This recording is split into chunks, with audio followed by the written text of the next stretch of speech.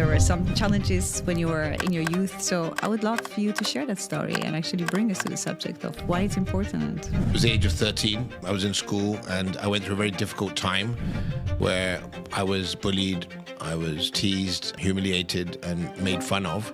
And he said, change and challenges are going to be constant. No matter how successful you are in life, life is all about change. Today you're faced with the challenge of being surrounded by people who are discouraging you. So I'm going to give you 3 pieces of advice, and that's going to help you now and for the rest of your life. Welcome to another episode of Extraordinary Leadership Podcast. I'm Dagmara, founder of Extraordinary Leadership, transformational executive partner and coach, and catalyst of the new leadership paradigm where human evolution is in the forefront. There is one important critical skill, sometimes underestimated, that really drives the quality of leadership impact, influence, and success. It is building meaningful relationships. And yet, when we climb the ladder as leaders, we get more busy, sometimes more lonely, and creating the meaningful connection is harder. So today, with a very special guest in this episode, we are going to explore everything around how to build meaningful connections with the intention to help you to build more trust, deepen those relationships, and open the doors that strategy alone could not make it possible. And who is my special guest? It's Gautam Ganglani, who is definitely a master of building relationships, meaningful relationships. He's also an author of Breaking Bread. It's a fantastic, very practical book that helps you, and I hope that you will read it afterwards, to deepen your strategies and insights and focus into building meaningful relationships. And also he is a CEO of A Right Selection for thought leadership, and connecting through that the keynote speakers and executive coaches with the executive corporates, so to drive and support leadership success. So I'm very much honored to have Gautam in this podcast studio and of course have this meaningful conversation together about the topic. Thank you so much, Dagmara. It's an absolute pleasure to be with you and looking forward to a meaningful conversation on extraordinary leaders. Exactly.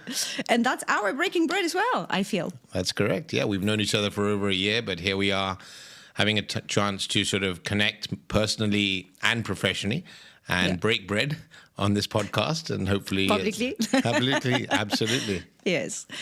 And so I know that you have an inspiring story, Gautam, about, how you came to this topic. I know there were some challenges when you were in your youth, so I would love for you to share that story and actually bring us to the subject of why it's important and, why you actually focus on that. Sure. Thank you so much. So on a personal level, I was born and brought up in London, UK, and where I lived for, over 20 years before moving to Dubai, where I lived for about 20 plus years, and then to Mumbai for 5 years, and here I am back in Dubai. So, over the last number of years, I've had the pleasure of living in 3 different countries and 3 different cities, London, Dubai, and Mumbai.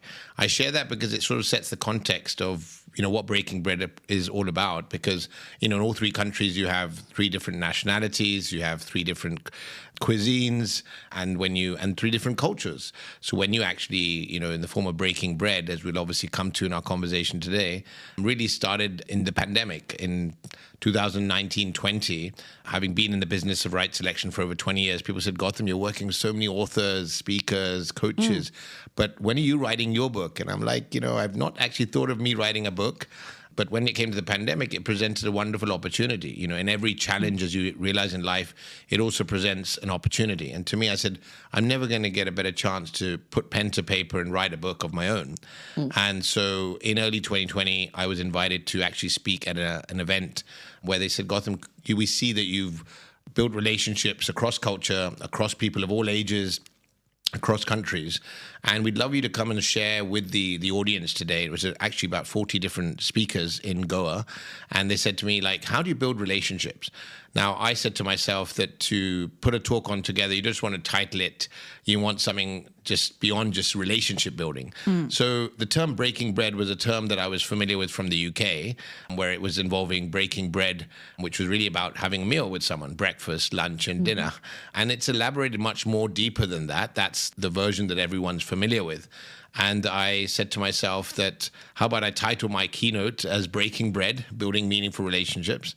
And the organizer of that event had actually recorded that event and sent me the transcription. And I was like, wow, that's a great start to a book. And so I'm really grateful that a keynote speech was transcribed, and that was the foundation and trigger of me putting this book together in 2020 when I published. And the Breaking Bread term came from my days in the UK. And really going back to the story in the UK, you know, it was the age of 13.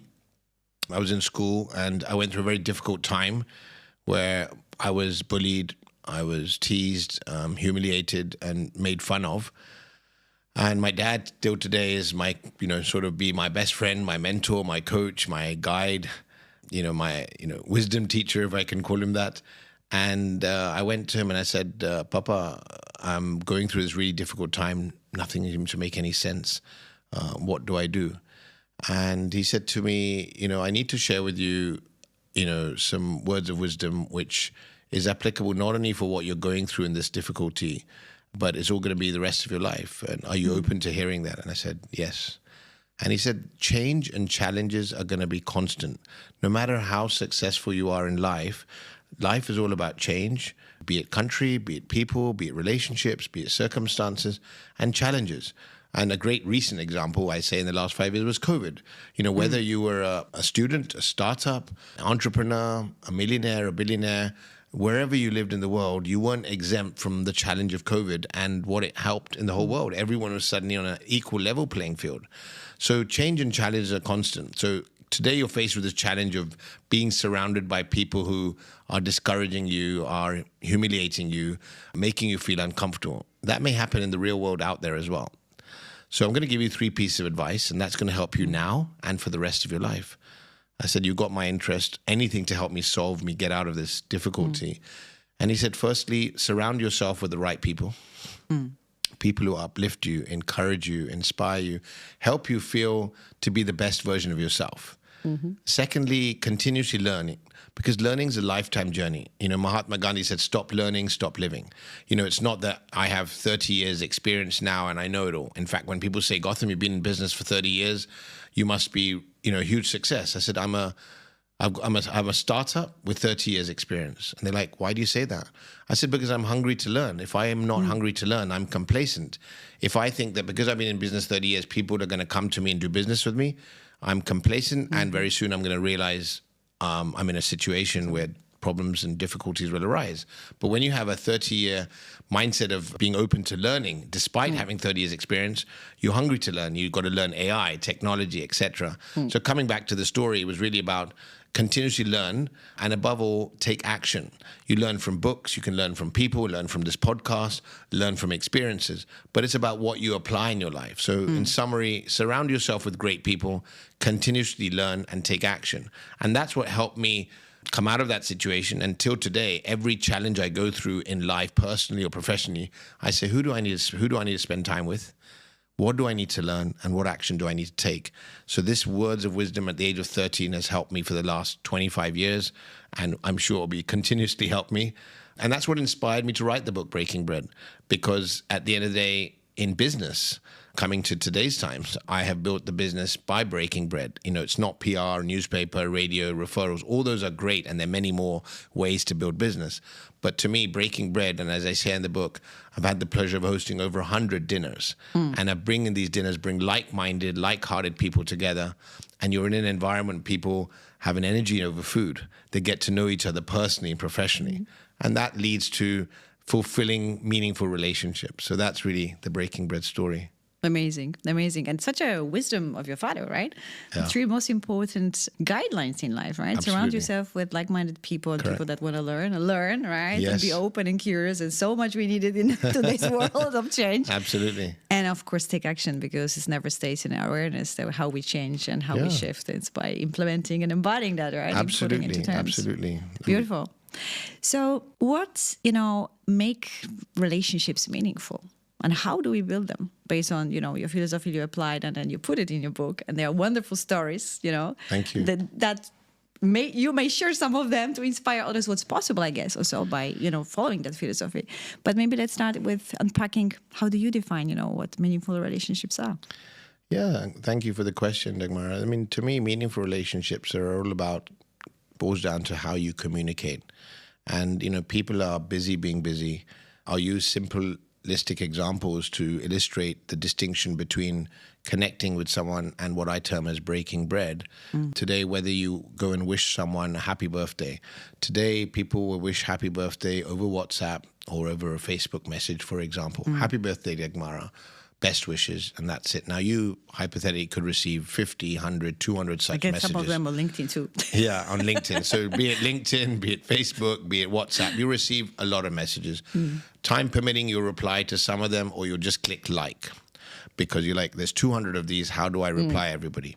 But when you receive a message from me, it would be either a voice note, either a video, either a photograph of you and me in this podcast and me wishing happy birthday, or even better still, a phone call. Now, all of those 4 ways of communicating tells you, Dagmara, Gautam has taken some time. He's been thoughtful. He's wanted to do something different. He's doing something meaningful. I'm going to connect with you emotionally in wishing you happy birthday. It's not just routine. With everyone else, it's like they click on Facebook, it prompts you. These are 7 birthdays today. Click yes, yes, yes, yes, yes. And I've wished my 7 birthdays. I know it takes 5 minutes, 10 minutes to do what I'm saying. But those 5, 10 minutes of taking time to wish someone authentically with feelings, with emotion, makes it memorable. When I meet people, they're like, they don't forget you because you're top of mind. You've connected emotionally. And that's a great, simple example of when you wish someone, how do you communicate? The other version would be an example in email. I see people writing emails extremely short because of time. Now, I am not expecting you to write a long email when it's not merited, but just one sentence with some emotion, some feeling, some empathy will make all the difference in the email. You could just reply a question. I had something today, I was speaking to my EA, and she was going to just simply acknowledge the email. And I said, you know what breaking bread email means? And she said, yes, I will put a sentence which empathizes with the scenario of what the customer wrote to us, so he or she feels heard, acknowledged, and then we can then share our perspective and opinion.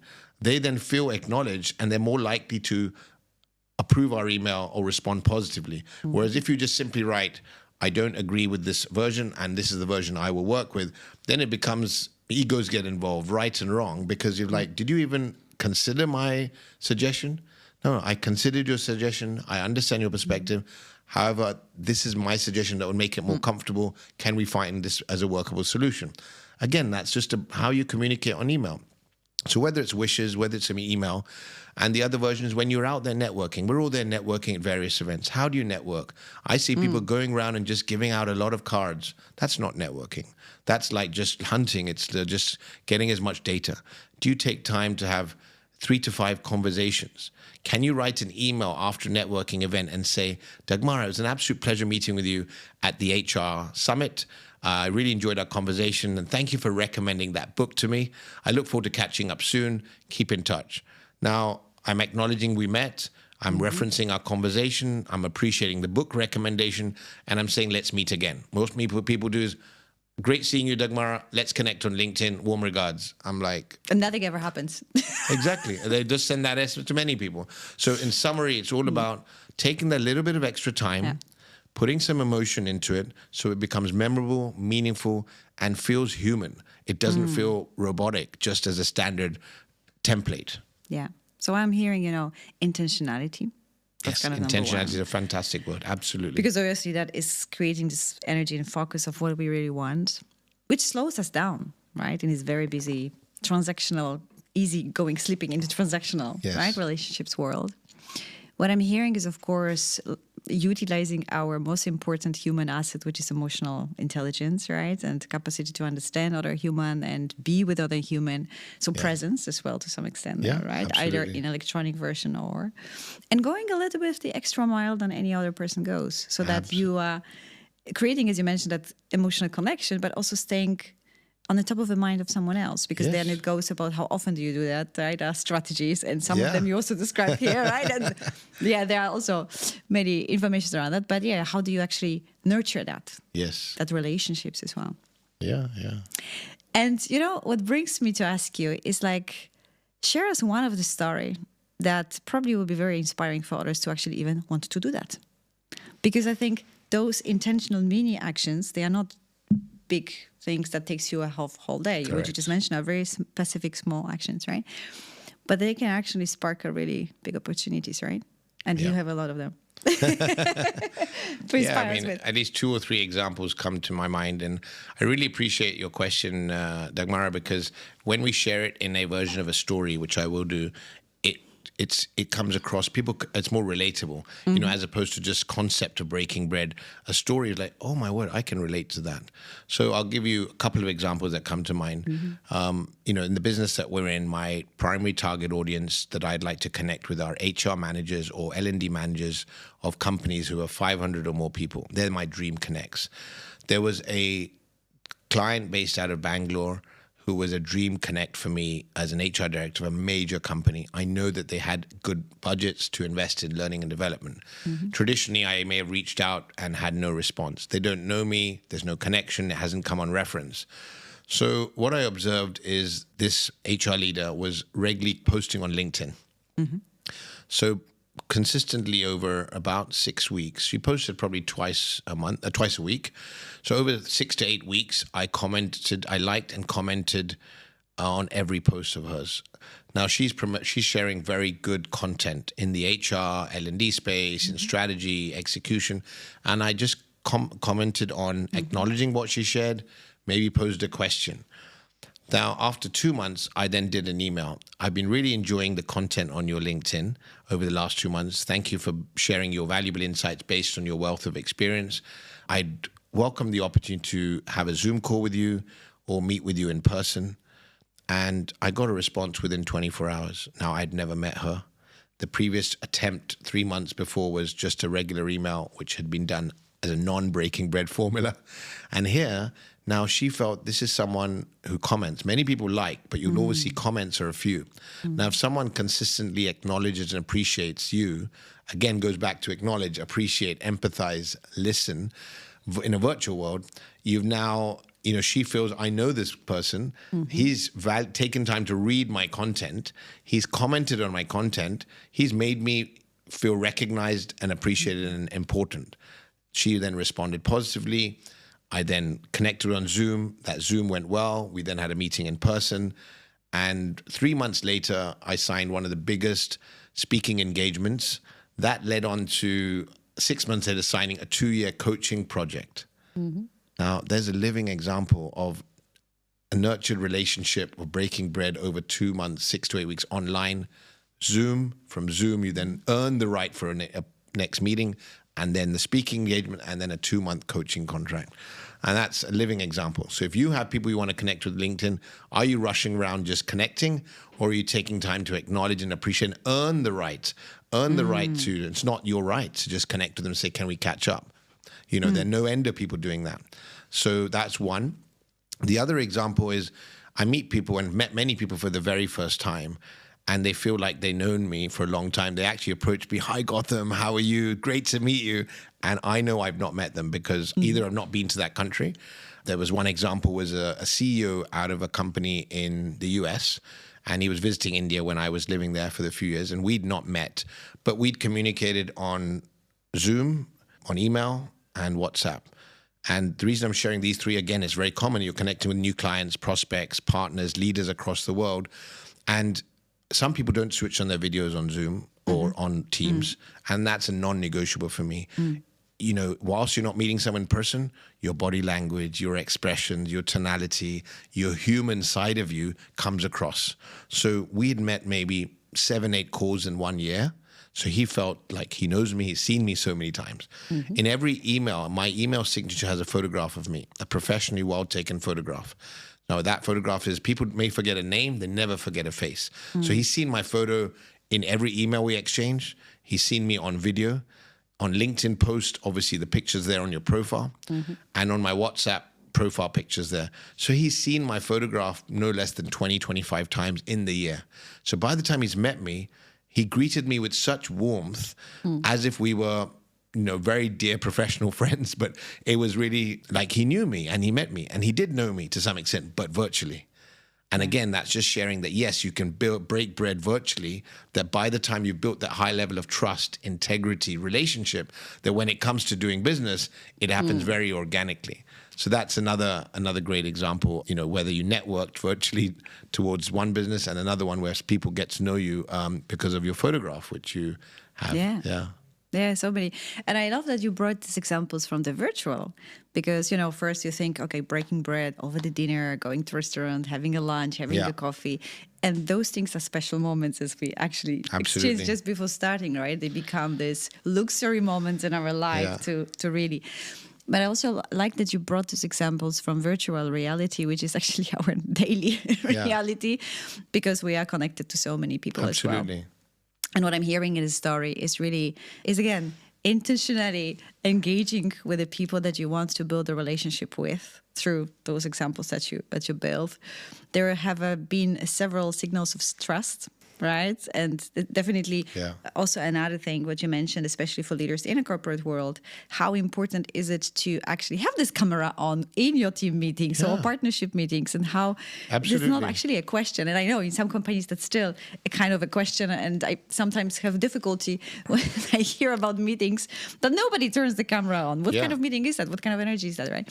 So that's definitely completely sinking your... It starts with your team, with your customers, with your suppliers, with any human you're communicating, whether it's internal or external, and even family. I mean, to me, as well, when you take time, you actually are having the opportunity to see each other and connect emotionally. And it makes a huge difference on making that conversation meaningful, memorable, and have an emotional connect. Exactly.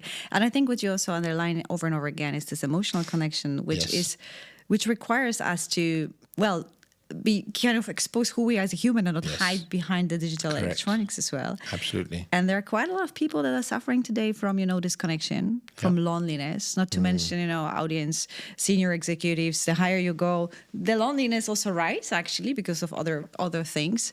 So there is this need as well. As humans, we have a need to belong, right? And to connect. So I think those points that you also mentioned are so important to pay attention and actually to implement them. And that brings me to, what do you think are biggest challenges that we as humans, we as leaders are challenged with these strategies, we're applying these strategies? Do you think that it is because we're unaware, or there is another reason? Again, wonderful question. I think you touched on one word, loneliness, and I'd like to bring that in the context of this question, is that in this world that we live in with AI, with digital, with speed, with technology, with the need to do more, we are then missing the chance to connect as humans. And it was actually a conversation I had with someone from my mastermind community today morning, and she brought up to the topic of loneliness and said, in today's world, like, mental health and well-being has become a big topic.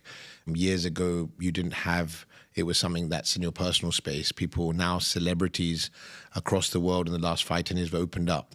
When someone as famous, celebrity opens up, then the regular people, or like you and me, entrepreneurs who may go through forms of anxiety or stress, are more comfortable to talk about it. Organizations now have, psychologists on board full-time, available for a listening ear, which wasn't the case 10 years or so ago. It was seen as something that you do in your personal space. It's not something that's spoken about at work. Coming to the topic of what you asked, is really, in today's world, we really need to take time to connect with people. It's a non-negotiable, personally and professionally. There is a fine line in this hybrid world, that I call it, between efficiency, productivity, and using AI technology to get more done in less time, to be more efficient, to do everything virtually, and miss out on the chance of the human connection. Obviously, when you're networking at events, you can network at events. How much can you network compared to the online world?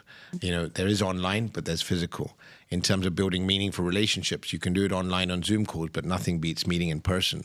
So really, I would just say to make sure that you don't get caught up in the speed of change with AI and technology and the virtual world. Mm-hmm. It's absolutely important. It's a part and parcel, something we need to embrace. But most importantly is make sure you stay true to yourself and the human side, because nothing beats human connection, meeting people in person. I think that's going to be something is a non-negotiable. And to some extent, it's a premium today. I mean, I have, just as I shared with you earlier, I have had 5 virtual meetings this morning, but that helps cover knowing who you need to meet.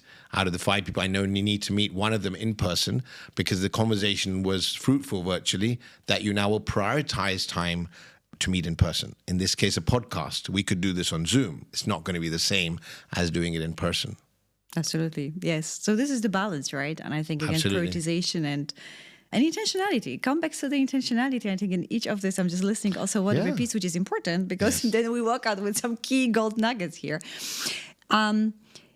Question that really, come from my lens of work, and curious to hear your take on that. How important is the human evolution of a leader itself into ability to build meaningful connection? Mm-hmm. Could you give a bit more clarity in what you mean by that example? Sure. So what we talk about is the ability to be present, to listen, to be empathic also, right? To understand. Those are qualities that we desire from every leader. Absolutely. At the same time, those are not the qualities that every leader has at the beginning, as an example, right? And so from the lens of my work, I see, working with leaders from the inside out. That's kind of quite a lot of focus in our work. I see how much they need to evolve and what they need to let go of and who they need to become so that they are able to be in that presence, that executive presence that create the safety in that conversation, right? That is also creating the space when people feel ready, the true connection, and not just let me ask you a question and be transactional here, because I can use that strategy too, right, as a leader. So just curious to hear from your own journey, from your own growth, because you have a lot of growth yourself, right? And you also are helping leaders, right? So what's your lens into how important is that work that we as leaders need to do individually within ourselves so that we can become better in building connections and meaningful? Yeah, no, thanks for clarifying. I mean, for me, I think what comes to my mind from what you have just shared is that I encourage every leader, including myself, to have a coach. In fact, I encourage them to have multiple coaches. We all have different strengths as leaders. You have extroverts, you have introverts, you have people from different cultures, different backgrounds, different experiences, different challenges. So life is full of change and challenges, as I shared earlier. So for me, I advocate that every leader should have a coach. And when they have a coach, they're able to have a sounding board. They're able to get perspectives. They may be able to have those tough conversations that they may not be able to have at work to help them be the best version of themselves. Because obviously what's working could be they're great leaders because of energy, they're people driven, but they're missing out on taking time to have those conversations, which they may be avoiding. But through having a coach, the coach will be able to understand your behaviors, understand where your strengths are, where your areas of improvement are. So I think it's always important to have either a coach or a mentor or a guide. And if not one, I even have many. You could have something for your personal life. You could have a fitness coach, a business coach, and have coaches in your life so that you have that private, confidential space to drop your guard, be vulnerable, and share any fears, anxieties, self-limiting beliefs, and work on yourself with an accountability to change and become the best leader of yourself. So that, because at the end of the day, one thing that comes to my mind, the most important person in your life is yourself. In my life is myself. And we need to always look at what can I do to be the best version of myself? And whether it's self-care, self-love, having a coach, exercise, reading, all these habits make leaders be the best version of themselves. As a leader, as a human, we play different roles. The leader is, in the case of a mother or a father, a brother or a sister, a son or a daughter, a friend, amongst many others. And you can only be the best version of yourself with all these different hats we play as a leader if you've taken care of yourself. And taking care of yourself includes having an executive coach, includes exercise. And if I've interviewed and spoken to many leaders, these things come up. What makes a great leader? I've asked them what your success. They've said, we read, we listen to podcasts, we exercise regularly, we have a coach, and we're open to learning. I mean, these are just some of the things that come out commonly amongst all the successful leaders. So I hope to some extent that answered your question. Yeah. And it's also interesting what you mentioned, because that's what I discovered through my journey and the journey to realness of my clients, right? The relationship within ourselves we have, the degree of trust in ourselves, the safety and self-mastery, I would say, has direct influence on how we build actually connection. Yeah. And also the second, that we actually connect subconsciously, right? So we communicate subconsciously to vast majority, right? Yes. So what we think, the way we think we connect with people, right? And, even applying a lot of techniques, right? That you can get on trainings, looking into the eyes and, smiling or just being present. That's the base foundation. But actually what makes that connection really connect or ignite is actually the subconscious communication that happens through the energy between two human beings, right? That's and correct, so that's beautiful. So yes, the topic is fascinating, but I know our time is limited. And I have the very last question to ask you, Gautam. For listeners today who get probably inspired and probably reflect and probably like, yes, I feel that I want to do more in this area, right? What would you advise them to start with, starting from this podcast? Well, I think, you've hit many touch points during our conversation. I mean, be intentional, be a great listener, have a strategy in place. When you go to network, it's not just network and hope for the best. Sit with people you don't know when you network. Get to know people personally and professionally.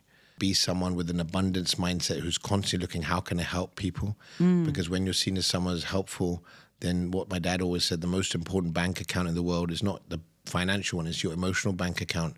And I believe that I built an emotional bank account with so many people of all ages across cultures that I feel comfortable to ask for help, to ask for advice, to ask for a referral. And because I'm just focused on giving, on sharing and caring about other people, which I do naturally, organically, authentically, and I enjoy doing that.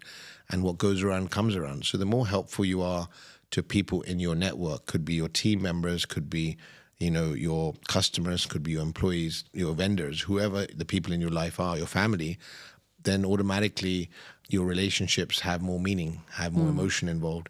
I say less is more as well. Sometimes we're busy trying to connect with as many people or do much more. And I feel you've got to slow down and take time in every one of those communications. Take that extra couple of minutes to write that email. Take that extra minute to send a message which will be felt, which will be a connection, so that you're always memorable. And in summary, I would say my motto is to leave everyone I meet in a better state of mind than when they'd not met me. Because you meet people online, offline, at events, in a podcast, and did you add value in that time that you spent with them that you become memorable? I'd like to probably end with one quick example and story, is because just yesterday I'd gone to a company and I was meeting like a sales manager of the company, and I saw the CEO of this company, who's a influencer of his own merit, being a CEO of a major company. And I asked the lady, I said, I'd love to just be connected with him and just to say hello. And I've been following him on Instagram. And she said, sure, before you leave, we'll make it happen as long as he's there. We went to his office, he was not there. And I met him in the corridor as I was leaving. And, I said, good afternoon. I appreciate the opportunity just to meet with you in person. I've been following you on Instagram, and shook his hand. And he said, thank you. And I happened to have a copy of my book with me. I said, I've got a copy of my book. I'd love to give you this book. It's called Breaking Bread, not Breaking Bad. He burst into some laughter because he was familiar with that. We then spoke about, he asked me immediately, what do you do? I shared it in brief, enough to keep him curious and interested. Then it was another question. He introduced me to someone he was standing with. And we spoke a couple more sentences about leadership and about some books that he's read. And they closed on saying, I will share my details with your colleague. And if it's possible to connect again, he said, it's been an absolute pleasure. and I will give my email and mobile number to my colleague, and do connect with me. Now, this was the CEO of a major firm. This was 5 minutes. When I went to the lift, the lady said it was unbelievable. Every minute I was just watching you, you earned the next minute of the CEO's time. He doesn't give anyone their email or their phone number. In that 5 minutes, you broke bread with them at an optimum level. And I could see there were 5 layers in 5 minutes that you earned every minute. The closing, you didn't sell anything. At the end, he's saying, please give him my email and mobile number. I want to meet him. That was breaking bread right there and then. You just never know when the opportunity arises. Are you building trust, building rapport, and making a difference?